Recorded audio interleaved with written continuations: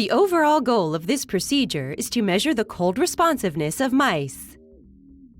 This is accomplished by first cooling or heating the glass to the desired temperature. The second step is to acclimate the mice until they are at rest.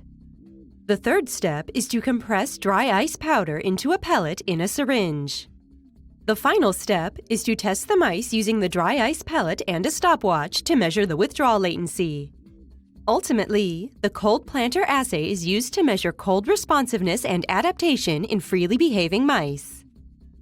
The main advantage of our assay over currently existing assays like the acetone test and cold plate test is that we can test both hypersensitivity and analgesia at baseline under a variety of environmental circumstances. Though this method can provide insight into the cold responsiveness of the mice, it can also be used in other systems such as the monkey and the rat and the humans. Demonstrating the procedure will be Daniel Brenner, a graduate student in my laboratory.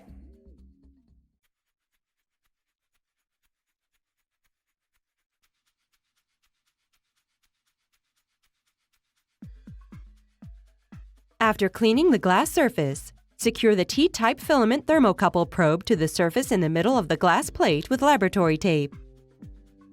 Place the animal enclosures on the glass plate in a single line along the middle. Then thread the thermocouple probe through the central animal enclosure and plug it into the data logger.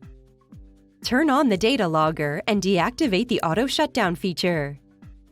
Attach the data logger to the computer with the provided cable.